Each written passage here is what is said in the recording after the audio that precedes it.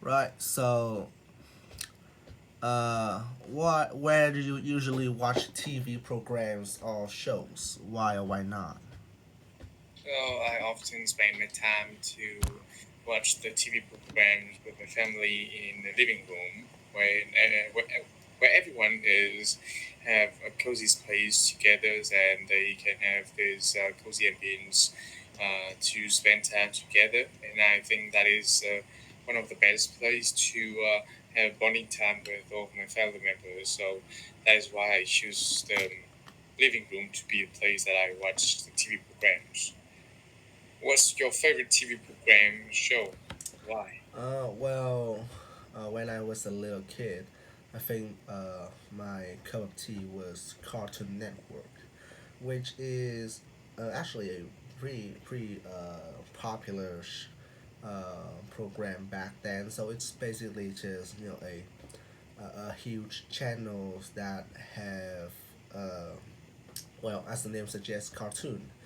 And I finally remember that one of my favorite shows, it was a regular show and Adventure Time, and at the moment they have already been diminished. Like they already broke down. The channel is no longer, so it's just kind of living rent free in my memory. Do you think you will watch more TV or fewer TV programs in the future? So, in my own opinion, I think that I will watch fewer TV programs. Just like when I'm getting older, I think the time that I'm free is now shorter. So, the time that I'm free to for the past time, such as watching TV shows, I think is will be shortened. So that is why I think in the future is it will not have a perfect time for me to spend time watch TV. Time will be fewer, a lot more fewer. Describe someone you know who has started a business. Well, I would like to talk about my my grandfather who actually made a pretty successful kind of clinic in his own house.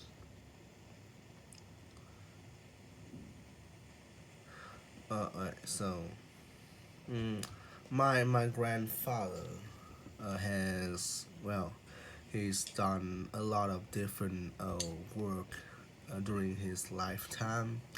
I remember he used to be in the military, serving as a kind of a mentor for like generals and stuff. In studying strategic and philosophy, all stuff like that.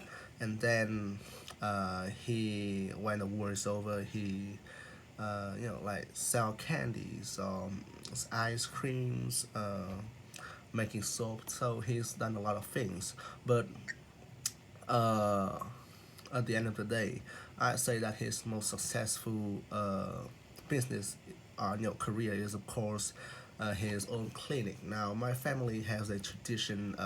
Uh, you know, they have a long history with traditional medicines, and my grandfather just so happened to be uh, that he have an eye for this. So from in the start of the 20th 21st centuries during 2000, he decided to open a clinic which specialized in like respiratory problems, nostril, and also birth, like things related like babies and giving birth. I don't really know the exact word.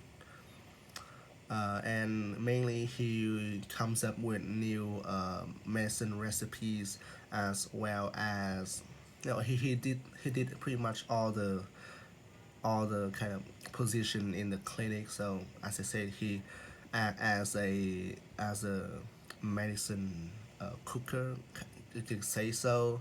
He's also the main doctor, so he will diagnose his patient and then give them the appropriate the relevant kind of pill. Well, when I asked him the reason he established the business, he he really just wanted to continue the traditions as my great great grandfather was also a pharmacist, a doctor, a very well known doctor, and he he's left a lot of uh, successful recipes. So my grandfather, in order to sustain for the whole family, decide to uh, open some business once again. Well, honestly, while I don't think that I have the necessary talent or patience to pursue the same, I don't believe I have the same kind of talent or patience to pursue the same expertise. To be fair, I would want to continue my grandfather's line of work. Well, not during my Jufu phases, but probably when I about like 40 or so.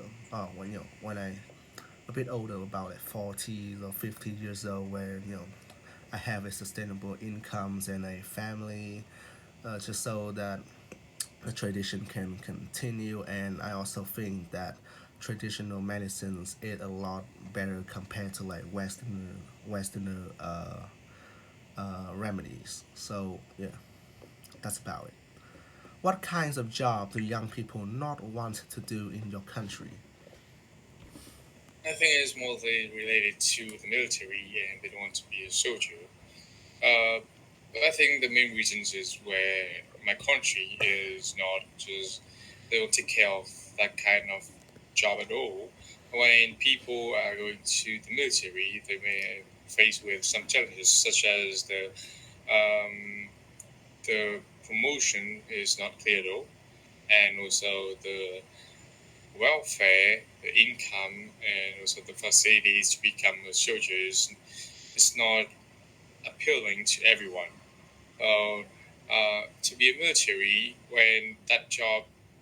when people are doing that job in the country, they will not have a huge amount of money as an income, and then the welfare from the governments is still really bad. So young people in my country, they are really smart. They want to avoid doing the job because that is something that not suit with them. They believe that there's many more jobs that can help them with a higher income. Who is the best advising young people about choosing a job? Teachers or parents? Uh, well,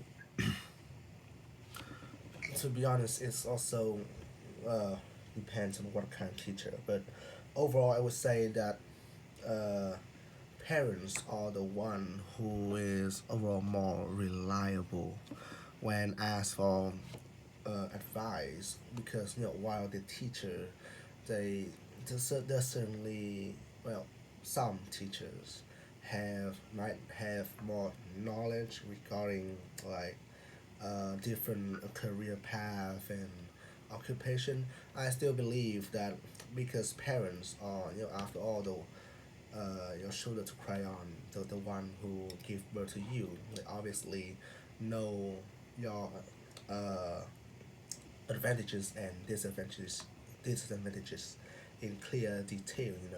So in the sense that they know your kind of lifestyle, they know your um, what you're good at. It's almost like, for example, my parents. I mean, to be fair, they even know me more than myself.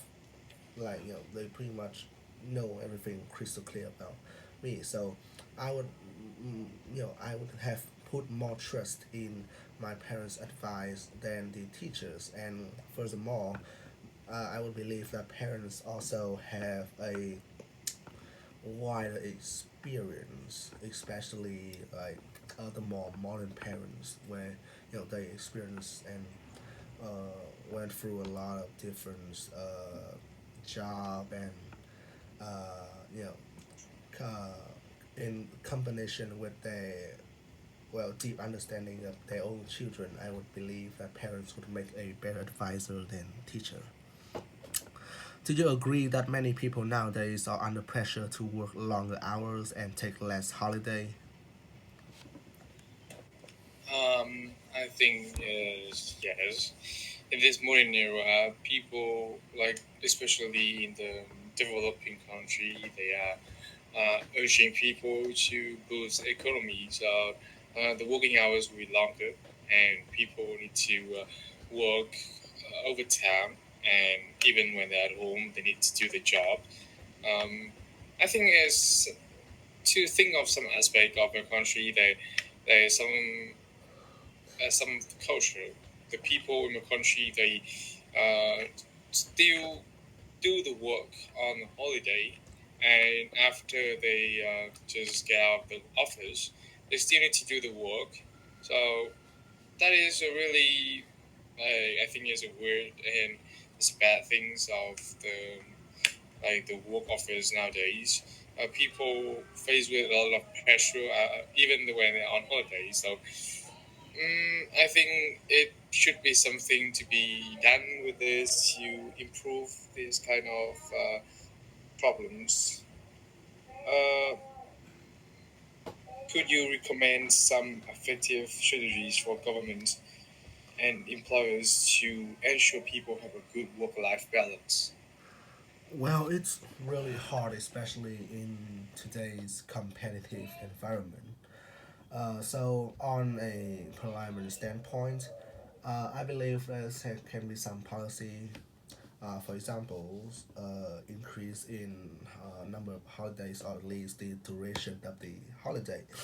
So, like National Workers' Day, for example, people they can increase it for like an additional days or so, so that people can have more time with their family and let their head down, or have better welfare and provide better health care treatment, especially mental health to the workers. However, they wouldn't be as effective as say the employers who have a lot more control in that in certain like areas, in the group of workers, so they can offer us a raise, right? And also what I believe is very important is staff management. So if everyone can share the same amount of workload and everyone uh, and which makes people they only need to do an adequate amount of work, right? While also support each others and so on, and of course also increase holiday and uh, like kind of allow resting for employees to and of course we can hinder or hamper the uh, situation, the overworking situation to avoid burnout and so on. So, yeah, that's some of my recommendation.